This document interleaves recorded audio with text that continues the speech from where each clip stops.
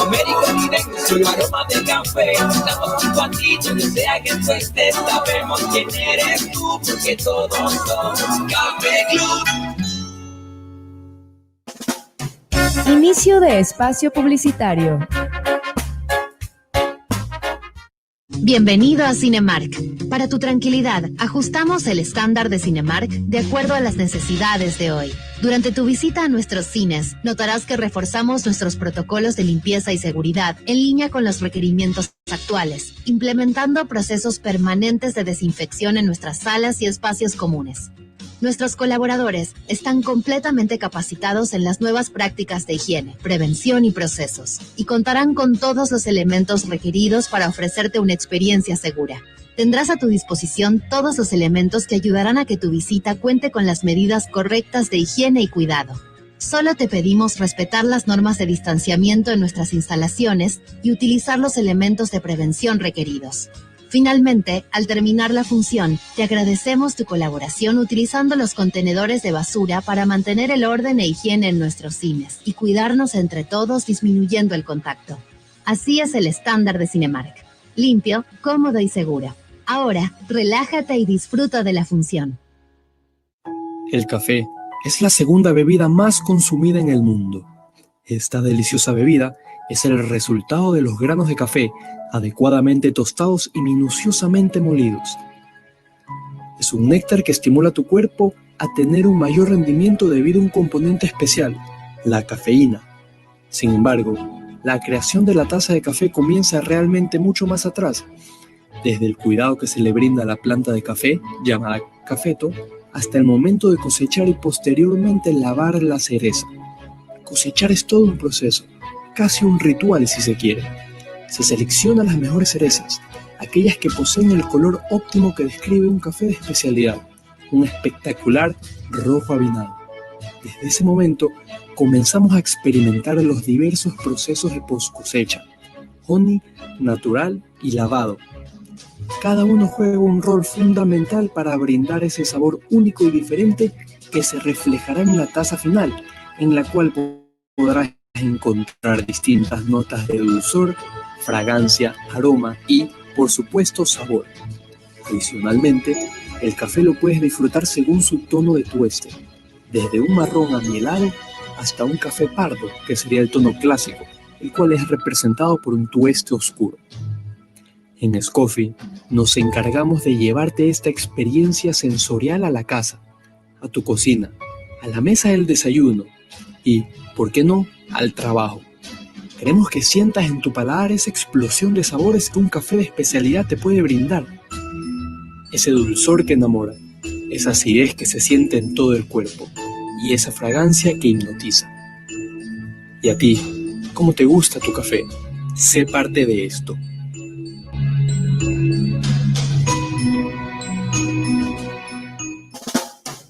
Fin de espacio publicitario. Llegó nuestro momento, siempre en sintonía donde sea que me encuentro. Con Café Club lo más cool estás oyendo. No me escuchas porque somos como tú, somos Café Club.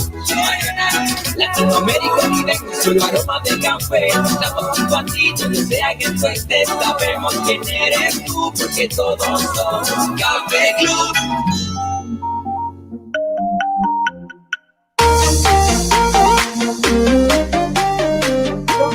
Muy buenos días, bueno, esperando un grandioso día martes para todos ustedes y para que se puedan conectar a través de la página web www.cafeclubradio.com y también por todas las cuentas oficiales, tanto en el canal de YouTube y en el fanpage.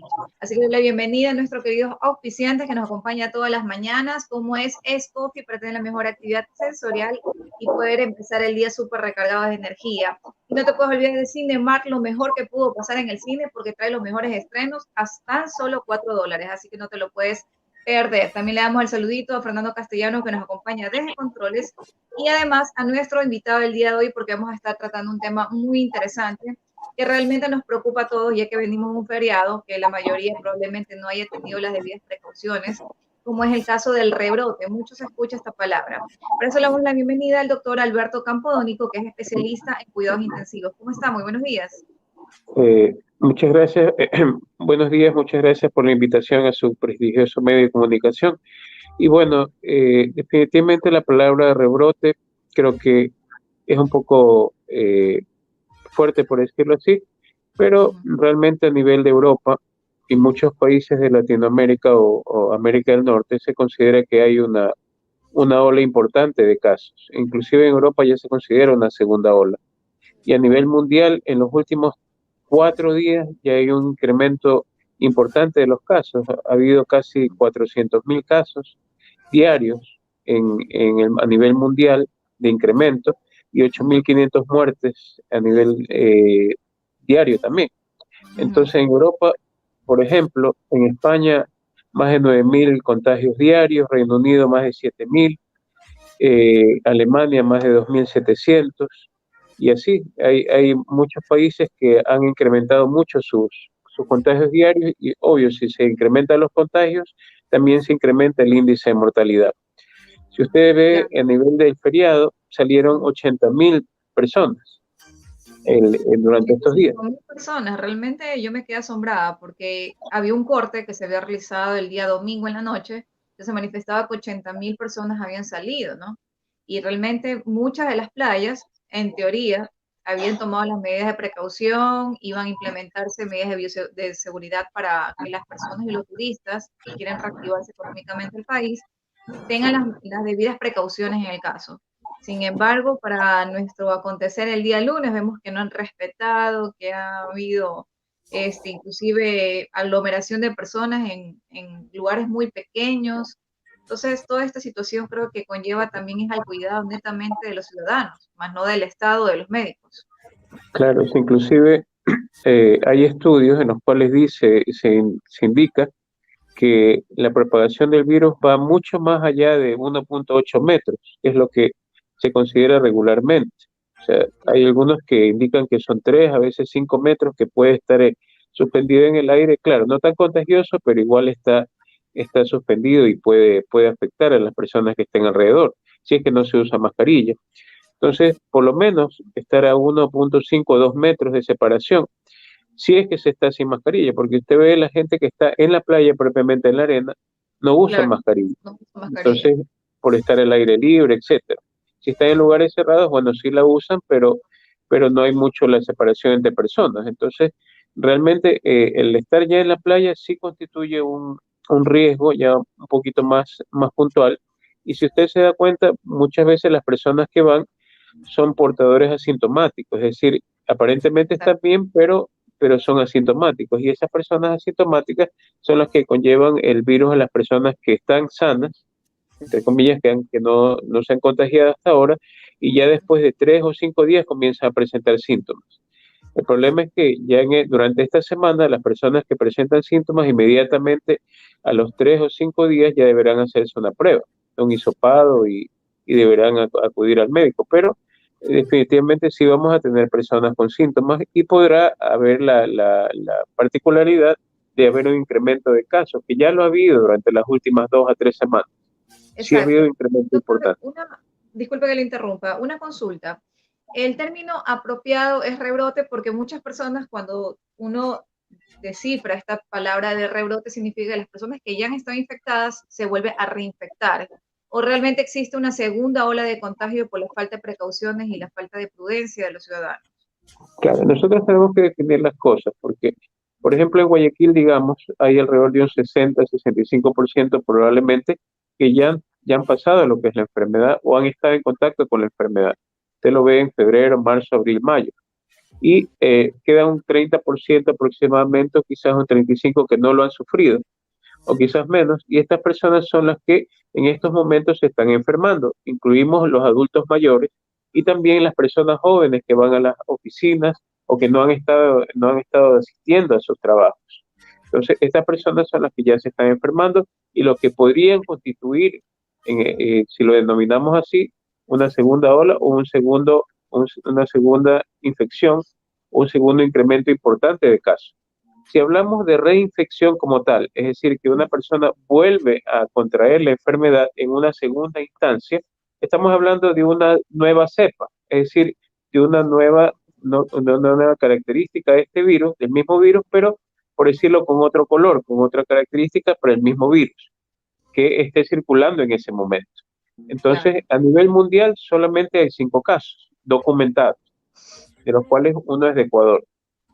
Claro. Y hablamos, sí, y hablamos uno de Estados Unidos que sí se agravó un poco, llegó a hospitalización, después mejoró, y uno que ha fallecido en los Países Bajos, pero que tenía macroglobulinemia de Waldenström, que tenía una enfermedad inmunológica y por eso falleció. Entonces, todavía se está elucubrando un poco de por qué, primero, las reinfecciones no son para todo el mundo.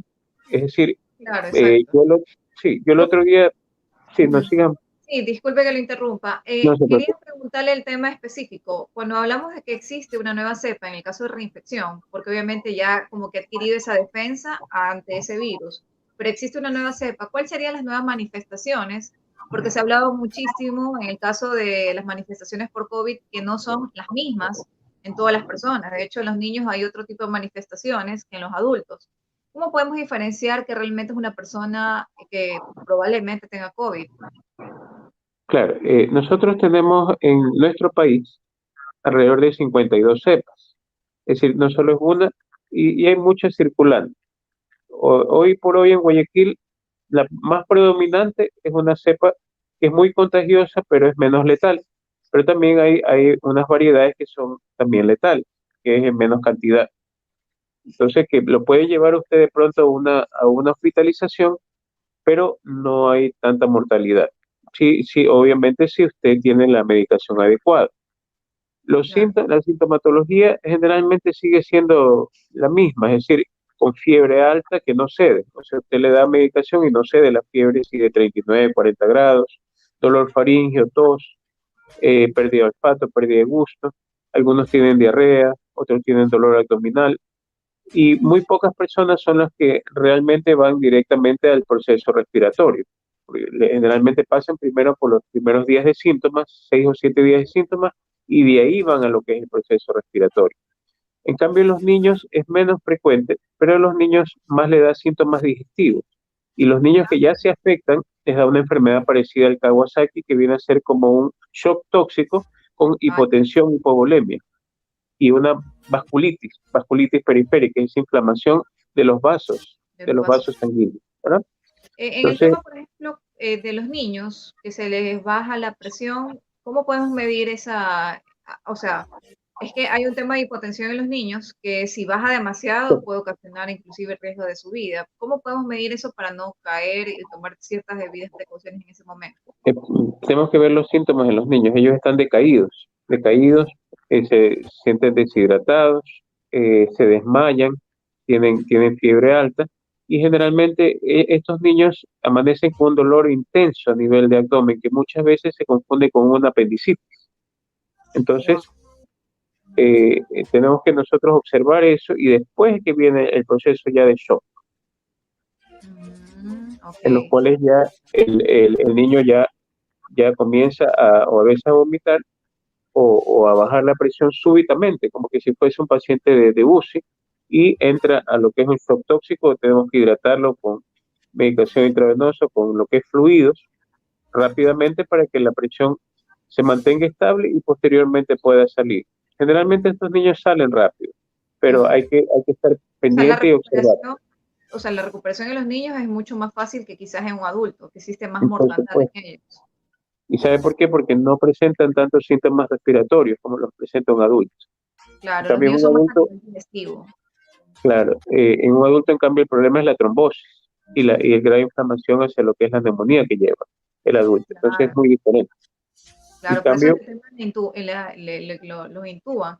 Hablando de ese tema específico a nivel ya de la manera del tratamiento en sí, me gustaría hablar un poquito acerca de ciertas imágenes que no sé si me puede ayudar Fernando Castellanos, para hablar de estas radiografías que justamente en una se ve que ya está severamente afectado el pulmón. ¿Y cómo podemos descifrar una de la otra? Sí, definitivamente, mire, en esta radiografía, esta es una radiografía de un paciente que yo lo recibo con un 70% de neumonía. Ya ha sido manipulado previamente y si ustedes se dan cuenta, la neumonía es lo blanco. Es decir, Ok.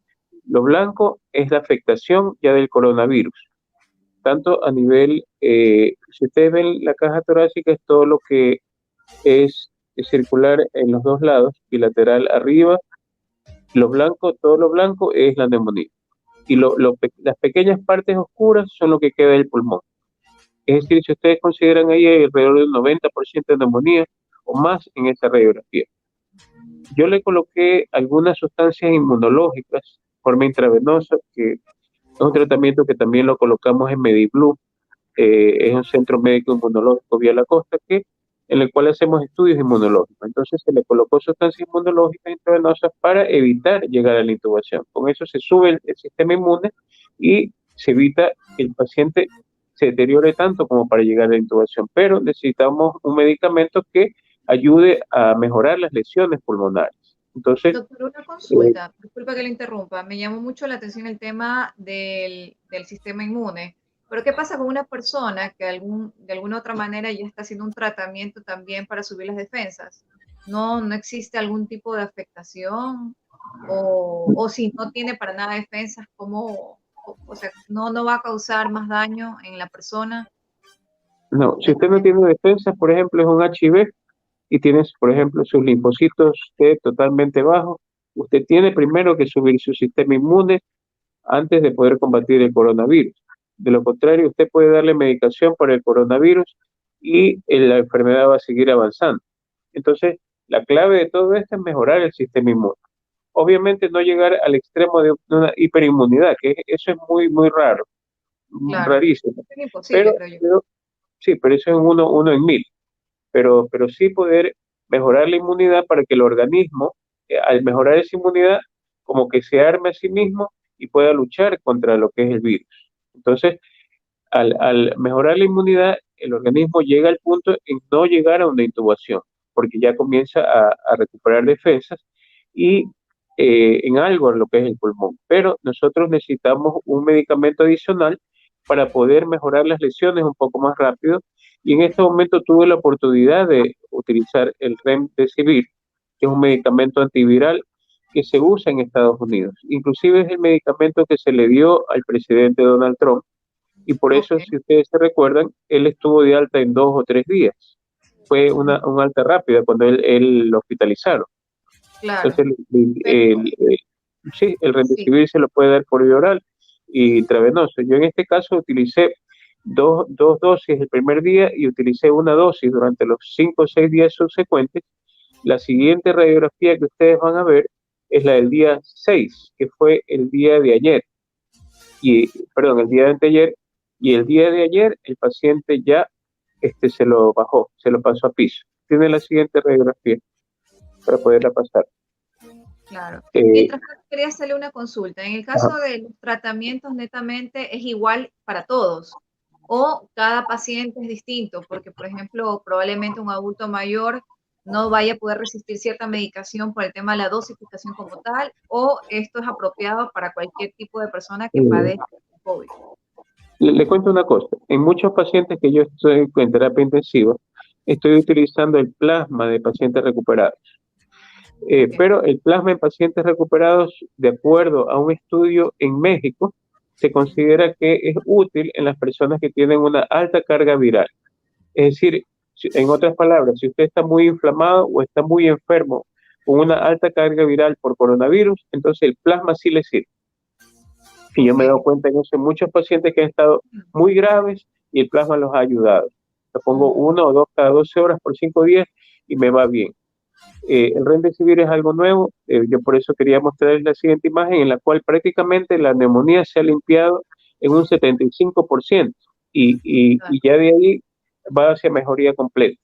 claro, yo Pero mismo pasé una obviamente, imagen, sino que hasta claro, mientras conversar un no poquito se del preocupe. tema. Y hay una cuestión también que yo me he dado cuenta. No, obviamente no todos los pacientes son iguales. Si usted, por ejemplo, es hipertenso y obviamente el tratamiento para lo que es el coronavirus involucra lo que son los corticoides y los corticoides intravenosos o intramusculares, probablemente usted al colocarle el corticoide intravenoso a ese paciente le va a subir la presión y lo va a hacer toser un poco con sangre. ¿Por qué? O sea, aparentemente con Ok, sangre, pues no es sangre. porque usted lo sobrecarga el pulmón y le puede producir sin darse cuenta un edema agudo de pulmón, es decir, lo sobrecarga el pulmón y el paciente tiene líquido en los pulmones por haberle puesto el corticoide. Entonces, nosotros podemos poner el corticoide o el plasma y a la vez ponerle un diurético, es decir, algo para que saque líquido. Y ahí el paciente va a estar mejorando, porque usted le pone el corticoide para lo que lo va a usar, que es para la parte inflamatoria, y a la vez no le permite que suba la presión ni se sobrecargue el paciente. Entonces, son cosas ya propias de lo que es el manejo ya de un paciente de terapia intensiva, pero siempre lo primero es el hecho de hacerle bien al paciente, lo que es la enfermedad del paciente, es decir, utilizar las combinaciones de acuerdo a la edad, como usted muy bien lo dice. Obviamente en un adulto mayor no podemos utilizar la hidroxicloroquina, que le da, por ejemplo, arritmias, que le puede dar una fibrilación auricular al adulto mayor, y en vez de hacerle beneficio, le podemos causar la muerte. La fibrilación ventricular le damos paro. Entonces, utilizamos otras cosas, utilizamos de pronto la ivermectina, que es muy buena, la nitazoxamida. Podemos utilizar, si el adulto mayor entra en una tormenta de tiroides, en una tormenta de citoquinas, perdón, que está en terapia, utilizamos el tolicizumab, de acuerdo a la necesidad, midiendo la interleuquina 6, es decir, hay una variedad de cosas que podemos utilizar en tratamiento, pero siempre nosotros al paciente tenemos que clasificarlo en qué: paciente leve, moderado o severo. El leve es el que está en casa, que lo podemos manejar por vía oral. El moderado es el que ya puede estar en casa y podría llegar a una hospitalización de unos pocos días. Y ya el severo es el que ya está en más días de hospitalización y puede llegar a terapia intensiva. Pero ya el de hospitalización generalmente ya es con medicación intravenosa. Y de acuerdo a la etapa en que está, es que usted puede utilizar más o menos cosas y combinar las cosas. Pero ya las últimas, como decir, ya los últimos recursos serían el plasma, por ejemplo, y el remdesivir, en el cual ya usted está con un paciente arriba del 70-80% de neumonía, en el cual ya le quedan pocas opciones y ya lo que le restaría es una intubación. Pero ¿sabe por qué la intubación siempre es lo último? Porque usted no sabe el resultado posterior a la intubación. Generalmente tendrá que tener ese paciente 10 días intubado, 11 días, quizás 9, y durante esos 9 días se le descompensarán los riñones, le hará insuficiencia renal, le hará miocarditis, le hará insuficiencia hepática, le hará sangrado, le podrá hacer coagulación intravascular diseminada, le podrá hacer un coágulo del cerebro, le podrá hacer un infarto cerebral, le podrá hacer un infarto cardíaco. Es decir, hay tantas complicaciones durante esos días que es difícil a veces llegar al día 10 o al día 11 en buen estado. La mayoría a veces no pudo pasar esta barrera, ¿no? Que fue los índices, lamentablemente, que fueron perjudiciales en el mes de marzo y abril. Doctor, en el caso específicamente de pacientes asintomáticos, ¿qué pasa con estos pacientes asintomáticos? Es verdad, ellos están súper bien, ¿no? Pero ellos son un ente de contagio terrible. ¿Qué pasa con ellos? ¿Hasta qué capacidad tienen en poder contagiar? Porque existen, por ejemplo, ya se abrieron en el periodo, hubieron discotecas abiertas que no están hiperventiladas. Existe una aglomeración de personas que no respetan el distanciamiento mínimo de 1.5 metros. En esos casos, una persona contagiada, ¿a cuántas personas podría contagiar?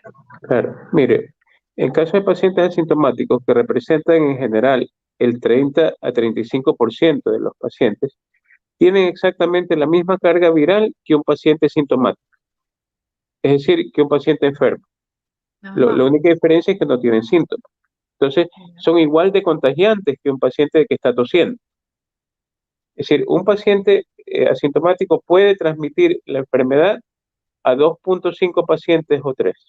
Es decir, una persona que está aquí puede fácilmente pasarle a 2 o 3 personas alrededor la enfermedad, que estén a menos de 2 metros o que estén a 1 metro y Ahora, que no estén con la mascarilla.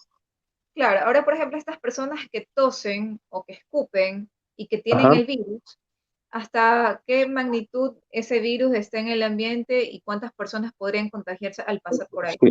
En lugares cerrados, por lo menos 1.8 metros. Hay estudios que indican que puede estar el virus hasta 3 o 5 metros en lugares cerrados, pero lo que está aceptado mundialmente es 1.8 metros.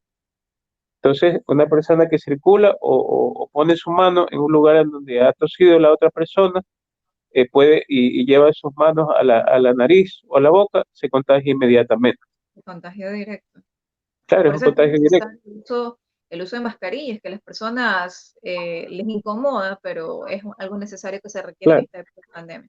Doctora, usted, algo preciso porque el tiempo claro, realmente es nuestro peor enemigo, pero me es gustaría hora. hacer una pregunta.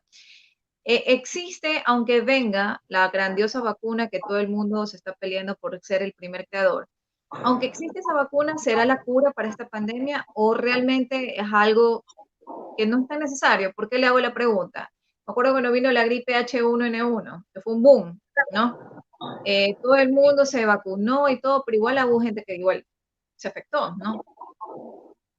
Y se contagió. Mire, claro, hay una cuestión. ¿Sabe por qué ahora ha disminuido un poco el boom de la vacuna de coronavirus? Porque están habiendo algunos efectos colaterales y algunas enfermedades que están apareciendo o algunas reacciones que están apareciendo en las vacunas que están colocando. Entonces, estas reacciones han enlentecido el avance de lo que es la etapa 3 de las vacunas, es decir, poderla colocar en muchas personas y ver el resultado. Recuerde que no es lo mismo probar una vacuna en 30.000 personas que en 100 millones de personas. Siempre van a haber A más, ver, más personas, más enfermedades o más afectaciones en mayor número de personas. En segundo lugar, una vacuna ya es aceptada cuando tiene un 50% de efectividad. ¿Qué significa esto? Que a pesar de que nosotros nos vacunemos, vamos a tener que seguir manteniendo nuestro sistema inmune en un alto nivel. Y por ejemplo, la vacuna H1N1, las personas que no se vacunan para H1N1 son proclives a qué? A desarrollar neumonía por H1N1. Y aún que usted se vacune, porque yo he tenido casos de personas que se vacunan, que aún así la desarrollan y no van a terapia intensiva, pero se enferman tanto así que tienen que igual tomar el tratamiento del cetamivir por unos 5 días porque sí desarrollan un proceso infeccioso respiratorio, aún poniéndose la vacuna. Imagínense si no se pone la vacuna, desarrollan una neumonía, las cuales yo sí las he tratado en terapia, son unas neumonías que usted el primer día está bien y el tercer día está intubado. Es decir, son wow, unas neumonías muy agresivas. muy Entonces agresivas. nosotros tenemos Ujú. que tratar las cosas como vienen en contexto. Es decir, si la neumonía H1N1 existe la vacuna, hay que ponerse. Si acá el Claro, coronavirus nos viene, probablemente la primera vacuna no sea tan buena, no sea tan efectiva, por la rapidez con la que la por la están rapidez haciendo. de la que están Y, haciendo. Claro. y cubrirá un 50%, el resto dependerá de nosotros, de nuestro sistema inmune y mejorarlo.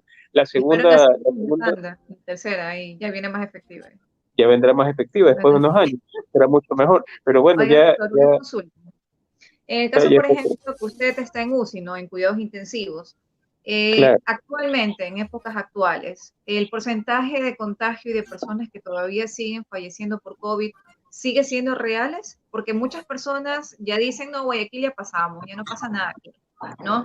Entonces la gente sale, no usa mascarilla, no se preocupa en nada, los niños andan sin mascarillas. Bueno, yo considero que la letalidad o la mortalidad en UCI Ujú. sigue siendo elevada. ¿En qué punto? El momento que ya un paciente entra a un ventilador mecánico. Es lo que hablábamos nosotros. La mortalidad a nivel mundial es un 70, arriba del 60 o 70% en el momento de UCI.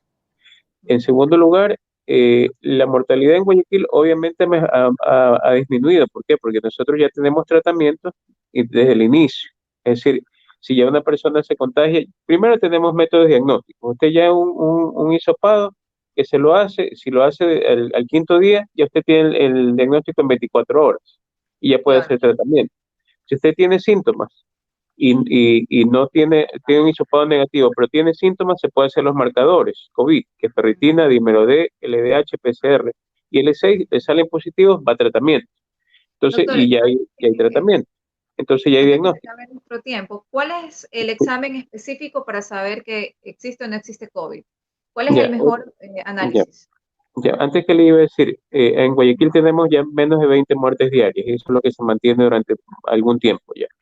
No tenemos más de eso. El examen puntual, el más específico de todos para cuando usted no ha tenido COVID y recién lo tiene, es el hisopado. ¿A partir de qué día se hace? Del quinto día. ¿Cuándo es más específico? Del quinto al noveno día. ¿Y cuándo hay más cantidad del virus en la nariz? Del quinto al séptimo día. Antes del quinto día puede salirle negativo a pesar de tenerlo, y después del noveno puede salirle negativo. ¿Por qué? Porque se bajan los pulmones. Cuando usted tiene ya después del día 20, puede hacer la prueba cuantitativa, IgG y IgM, pero eso ya mide anticuerpos, no le mide el virus. El PCR, mejor dicho, el hisopado, le mide el esqueleto del virus, le mide el núcleo, le mide la cápsula, mide el esqueleto del virus en sí. O sea, es el contacto directo con el virus, lo que le mide el hisopado. Entonces, solo lo mide en la nariz. También se podría medir en los pulmones, y en otros países se mide en las heces. En nuestro país no se mide en las heces. Claro. Bueno, realmente el tema ha sido muy interesante. Lamentablemente el tiempo ha sido muy corto. Le agradezco muchísimo a mi querido doctor Alberto Campodónico, que nos acompañó el día de hoy para hablar acerca de este tema, que tanto se hablaba del tema del rebrote, pero ya hoy lo analizamos. Y si no pudiste ver la entrevista desde su inicio, te invito al canal de YouTube que te suscribas y puedas ver nuevamente la entrevista completa. Bueno, le agradezco muchísimo, doctor Alberto Campodónico, por habernos acompañado el día de hoy. Muchas gracias, estamos a las órdenes siempre. Vamos en este momento a un brevísimo corte comercial y ya regresamos con más información.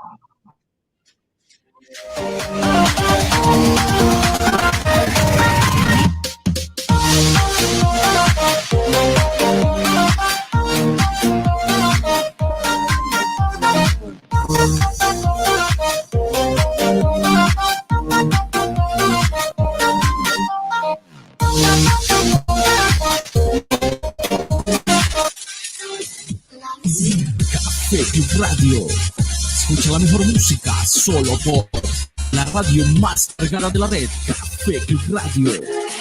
Café Club Radio. Inicio de espacio publicitario. Bienvenido a Cinemark. Para tu tranquilidad, ajustamos el estándar de Cinemark de acuerdo a las necesidades de hoy. Durante tu visita a nuestros cines, notarás que reforzamos nuestros protocolos de limpieza y seguridad en línea con los requerimientos actuales, implementando procesos permanentes de desinfección en nuestras salas y espacios comunes. Nuestros colaboradores están completamente capacitados en las nuevas prácticas de higiene, prevención y procesos, y contarán con todos los elementos requeridos para ofrecerte una experiencia segura. Tendrás a tu disposición todos los elementos que ayudarán a que tu visita cuente con las medidas correctas de higiene y cuidado. Solo te pedimos respetar las normas de distanciamiento en nuestras instalaciones y utilizar los elementos de prevención requeridos. Finalmente, al terminar la función, te agradecemos tu colaboración utilizando los contenedores de basura para mantener el orden e higiene en nuestros cines y cuidarnos entre todos disminuyendo el contacto. Así es el estándar de Cinemark. Limpio, cómodo y seguro. Ahora, relájate y disfruta de la función. El café es la segunda bebida más consumida en el mundo. Esta deliciosa bebida es el resultado de los granos de café adecuadamente tostados y minuciosamente molidos. Es un néctar que estimula a tu cuerpo a tener un mayor rendimiento debido a un componente especial, la cafeína. Sin embargo, la creación de la taza de café comienza realmente mucho más atrás, desde el cuidado que se le brinda a la planta de café, llamada cafeto, hasta el momento de cosechar y posteriormente lavar la cereza. Cosechar es todo un proceso, casi un ritual si se quiere. Se seleccionan las mejores cerezas, aquellas que poseen el color óptimo que describe un café de especialidad, un espectacular rojo avinado. Desde ese momento comenzamos a experimentar los diversos procesos de post-cosecha, honey, natural y lavado. Cada uno juega un rol fundamental para brindar ese sabor único y diferente que se reflejará en la taza final, en la cual podrás encontrar distintas notas de dulzor, fragancia, aroma y, por supuesto, sabor. Adicionalmente, el café lo puedes disfrutar según su tono de tueste, desde un marrón amielado hasta un café pardo, que sería el tono clásico, el cual es representado por un tueste oscuro. En Scoffy nos encargamos de llevarte esta experiencia sensorial a la casa, a tu cocina, a la mesa del desayuno y, ¿por qué no?, al trabajo. Queremos que sientas en tu paladar esa explosión de sabores que un café de especialidad te puede brindar. Ese dulzor que enamora, esa acidez que se siente en todo el cuerpo y esa fragancia que hipnotiza. ¿Y a ti, cómo te gusta tu café? Sé parte de esto.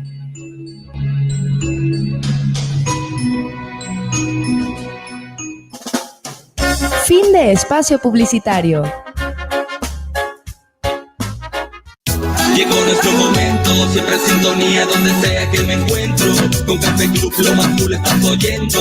No me escuchas porque somos como tú. Somos Café Club. Mariana, Latinoamérica directo, solo aroma de café. Estamos junto a ti, donde sea que tú estés. Sabemos quién eres tú, porque todos somos Café Club.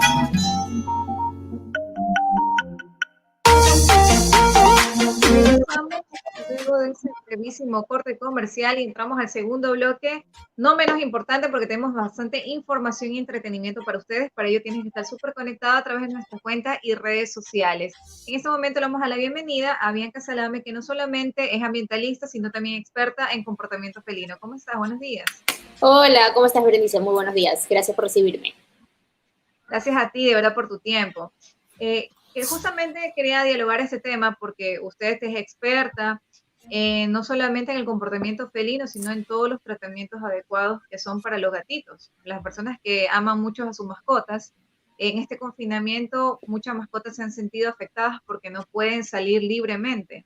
Entonces, en estos casos importantes, en esta época que todavía tenemos que tener esas medidas de seguridad, ¿cómo podemos hacer con nuestras mascotas para que quizás no sientan ese confinamiento o ese estrés al estar en un solo lugar sin poder salir o exponerse en otros lugares? Bueno, en efecto tengo mascotas desde que tengo uso de razón prácticamente, pero me he especializado en el comportamiento y en la psicología felina, así que puedo dar recomendaciones con sustento. Con perros y con el resto de mascotas, por propia experiencia y porque me encanta estudiar sobre ellas, puedo hablar de algo general y algo muy experiencial. Pero creo que en general las mascotas necesitan distracciones, no solamente por esta cuarentena. En esta cuarentena debimos esforzarnos mucho más. Creo que los dueños de gatos y de perros se dieron cuenta de los distintos comportamientos que pueden variar. El gato, por ejemplo, se estresó muchísimo porque los gatos ya están acostumbrados a una rutina y de la noche a la mañana se la cambiamos. Y cuando al gato se le cambia la rutina, pueden haber ciertos comportamientos que no nos gustan mucho, que no nos podrían gustar mucho, y hay que corregir, tenemos que darnos cuenta por qué. Entonces, y a los perros, por ejemplo, pues tienen que salir a caminar mínimo 2 veces al día. Entonces, fue un choque para todos, incluso para nosotros, que también somos los animales racionales. Hasta para nosotros fue súper duro pasar esta cuarentena. Pero que yo creo que una de las cosas más bonitas y que se puede resaltar de esta cuarentena es que muchos gatos y muchos perros fueron adoptados. Aquí estamos invitados, que también se hace escuchar. Aquí estoy. Ay, qué bello. Yeah. Sí, pues si no llegaba a la entrevista. Así que aquí lo tuve que incluir. Algo que puedo resaltar de la cuarentena es que se adoptaron muchos gatos y perros, justamente porque estábamos buscando compañía, porque había una conexión especial de entretenimiento, de acompañamiento, pero que eso no se quede en la cuarentena. Va a bajar obviamente la intensidad porque cada uno vuelve a su trabajo, a su rutina, hay que salir adelante, pero al llegar a casa hay este personaje, esta especie, este animalito que nos espera y que depende de nosotros para alimentarse, para desfogar, para entrenar, para sus necesidades biológicas. Entonces, hay que tomarlos en cuenta. En cuanto a gatos, vi muchos casos de muchos desastres y muchas agresiones porque no tenían cómo desfogar. Creo que en esta cuarentena me dio muchos nuevos clientes porque tenían mucho más tiempo de observar lo que hacía el gato, cosa que no nos damos cuenta porque no estamos en casa.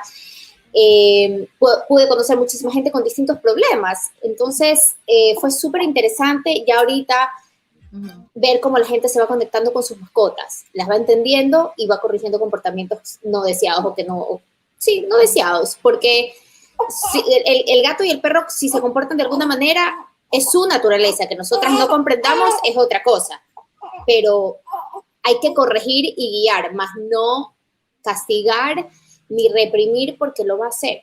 Eso es lo que hay que entender. Es que hay una gran diferencia entre el perro y el gato. Muchísimo. El perro sí te tiene como que miedo y respeto, ¿no? Pero el gato es desafiante. El gato... Esas son creencias humanas. Comportamiento. Esas son creencias humanas. Y justo el fin de semana tuve una consulta con una especialista canina porque aunque hay muchas similitudes en corrección de comportamiento, son especies distintas y entienden y se las corrigen de manera distinta. Por ejemplo, al perro, lo que me decía Anita Luz Cuesta, que es la que vino acá a mi casa para ayudarme a corregir comportamientos de mis perros, porque yo puedo ayudar a mis gatos, pero no a mis perros, de la manera asertiva, es mucho más física. Ella me decía, al perro tú lo corriges de manera física y no se refiere, y no nos referimos a violencia, a agresión, a pegar ni a gritos, sino que el territorio del perro en su metro cuadrado es sagrado y si tú te metes a su territorio es una agresión. O sea, ellos lo toman como una agresión y como una falta de respeto. Entonces uno tiene que meter manos, dedos, actitud con el cuerpo. No hablo agresión, ni palazo, ni nada. Y Claro. con el gato es a través del juego.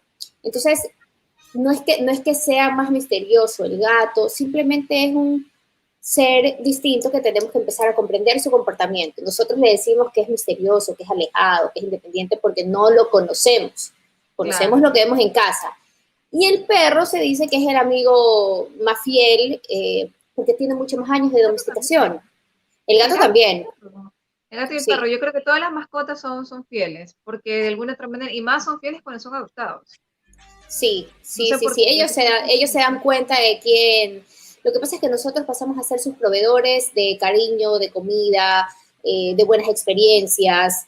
Entonces ahí es cuando nosotros vemos la fidelidad con las expresiones de cariño, con su comportamiento. Entonces hay que aprender a comprender nada más el lenguaje. Sí, eso sí es verdad. En el caso, por ejemplo, de los gatitos, se tiene bastante el tema a través del juego. En Ajá. ellos, tus juegos, porque no todos puedes gustarles, ¿no? O existen bastantes mecanismos y alternativas que hoy en Ujú. día existen en el mercado para poder, de alguna otra manera, satisfacer esas necesidades. Pero en el caso de los gatitos en particular, ¿cómo podemos descifrar cuál es el más apropiado para nuestra mascota? A ver, sí, la verdad es que el consumismo o la creación de nuevos productos y la tecnología acompañan esta evolución del gato, que está bien, pero no siempre esa evolución o el arenero más sofisticado que se maneja desde el celular y que recoge las heces solo, un robot, es el más adecuado. Los gatos son animales tan sencillos, si todos nos damos cuenta, ellos son felices con una caja de cartón. Mientras nosotros nos hagamos la madre comprando una torre gatuna, el arenero, ellos con una caja de cartón son felices porque ellos no se dan cuenta. Eso es una satisfacción nuevamente nuestra. Pero en el mercado, como tú dices, hay muchos juegos. Muchos son atractivos para nosotros porque son atractivos visualmente, pero no necesariamente sirven de una manera positiva al gato. El juego que yo siempre recomiendo y que yo utilizo para corregir comportamientos, para cansar, para estimular mental y físicamente es el juego de la casa.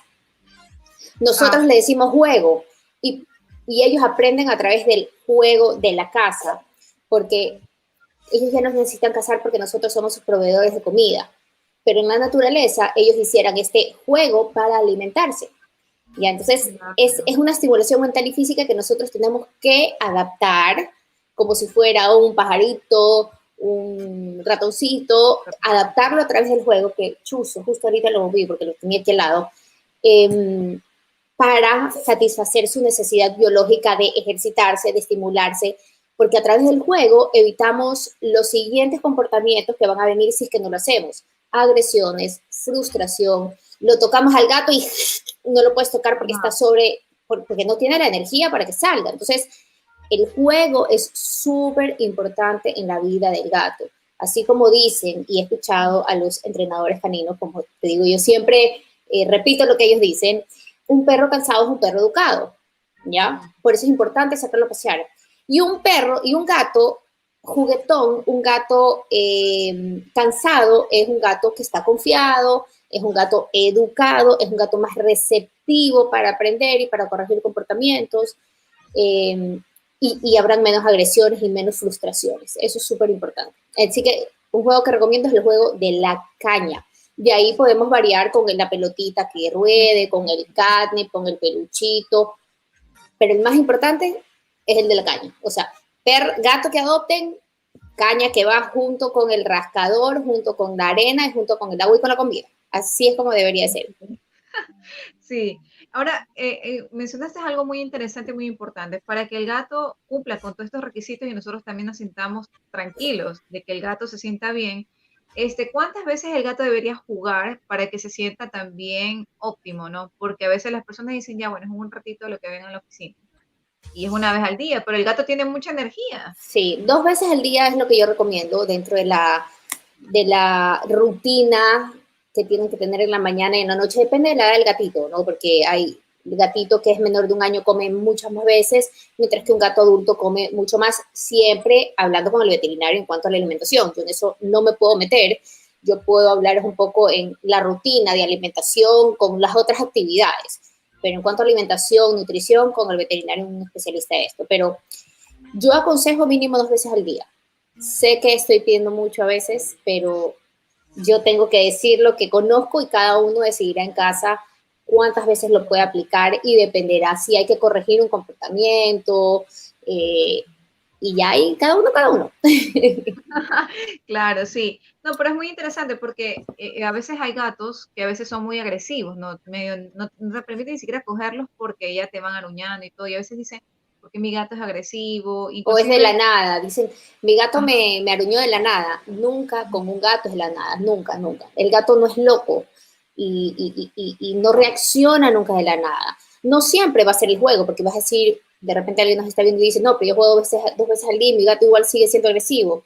Pero hay que fijarse con quién es agresivo, en qué momento es agresivo, qué pasó, se fue alguien de la casa, entró alguien de la casa, lo pisaron, le pegaron sin querer, lo asustaron, llegó el maestro.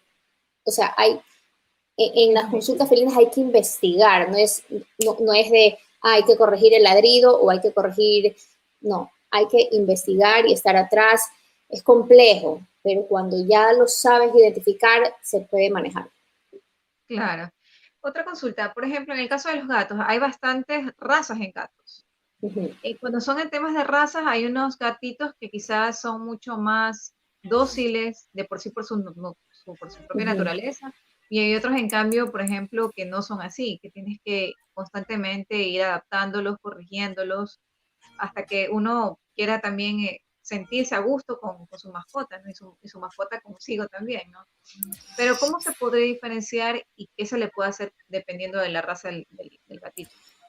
Bueno, definitivamente cada raza tiene sus especificaciones, tanto físicas, biológicas y de comportamiento. O sea, desde el cuidado del pelaje, a su comportamiento, su actividad, si es un gato de falda o si es un gato activo.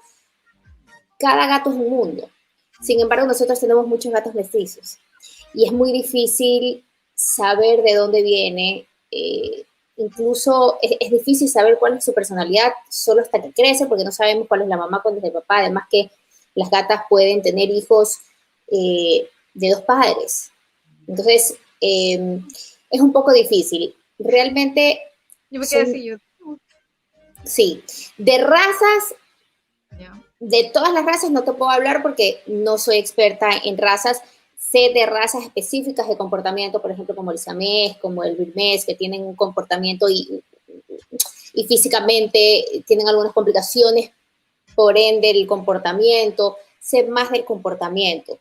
Tengo mi enciclopedia de las razas, pero eso es un tema específico que prefiero que si, por ejemplo, sé que tengo un gato, yo siempre pregunto quién es mi gato para atender, para yo saber si es un gato activo, si es un gato sumiso, cuál es la personalidad, pero ya para saber a full de razas hay que prácticamente ser etólogo y eso, si estudiar el comportamiento y la psicología felina es difícil, la etología también. Claro. No, pero sabes que es muy interesante conocer el tema de los gatos, ¿no? Porque su comportamiento es muy variable y a veces uno no entiende el porqué de alguna situación. Pero como lo acabaste de manifestar, es muy interesante y mientras más lo vamos conociendo, más cariño le tenemos y ellos también más nos comprenden. Porque a veces las personas, ¿qué pasa, no? Que dicen, ay, está lindo el gatito porque es chiquito, pero ya va creciendo y como no se acopla o no lo conoce, lo regala o lo O no adopta. entienden un comportamiento y se quejan y se quejan y se quejan, pero no le dan alternativas, no le dan soluciones. ¿No? Y ahí es O lo cuando que terminan abandonados. Exacto, lo peor es que lo abandonan. En este caso, por ejemplo, en particular, ¿qué pasa con gatos que han sido abandonados y que de alguna manera nosotros los rescatamos? ¿Qué hacer con ellos? Porque ellos están obviamente en un ambiente que se han sentido, probablemente han sufrido maltrato, han sufrido temas de que no han tenido alimentación continua. ¿Qué hacer con? Porque no creo que se vayan a dejar coger tan rápido, porque ya sienten ese temor. Es que depende del gato. Depende del gato, o sea, hay gatos y depende de las circunstancias. Es muy general la pregunta. Entonces, hay situaciones y situaciones. Hay abandono simplemente porque el gato se hace pipi y prefieren no corregirlo, no indagar y simplemente desechar. Pero son, o sea, o agresión. Yo justamente al principio de la pandemia tuve una llamada que me dijo, Bianca, necesito deshacerme de este gato, llévatelo. Una señora que ni conocía. Necesito que te lo lleves, ya no lo aguanto, no lo quiero ver, lo odio. Pues, y yo, a ver, ¿qué pasó? O sea, a ver, ¿qué pasó? Es que le agrede a mi hija. A ver, un ratito, pausa. ¿Por qué le agrede? ¿Qué está pasando? ¿Te interesa indagar? Date una oportunidad, porque me decía, lo quiero, pero no puedo vivir. A ver, date una oportunidad. Así me ha tocado algunas veces, parar, porque es lo primero que se viene a la cabeza, desechar. Somos la generación del desecho de todo, de todo, de todo, de todo. Entonces, gracias a Dios sigue con el gato, porque pudimos corregir ese comportamiento y indagamos qué pasó, corregimos y ya viven bien. No te digo que es perfecto, porque es de todos los días, pero hay que ver la situación de cada casa, de cada gato, para poder saber qué va a pasar. Un gato feral no es lo mismo que un gato comunal y no es lo mismo que un gato de casa. Entonces, todo dependerá. El gato feral es muy difícil de recuperar, porque el gato feral está acostumbrado a ser feral, a ser salvaje. Y hay que acordarnos que los gatitos que tenemos en nuestra casa son familiares directos de los gatos salvajes, del león, del chita, de la pantera, y los comportamientos son muy similares. Nosotros le decimos que son domésticos, pero yo siempre le digo que son semidomésticos porque tienen muchos comportamientos de la selva, por así decirlo. Claro. Entonces, tenemos que saber que tenemos un mini leoncito en casa. Sí, eso sí es verdad. Mi querida Bianca, por ejemplo, recomendaciones generales para aquellas personas que quizás nos están escuchando y probablemente estén pasando alguna situación y no saben qué hacer. Recomendaciones generales para las mascotas. Primero, llamarme. Si es con gatos, no es broma, porque yo en mis redes sociales, por ejemplo, hablo de cosas muy generales.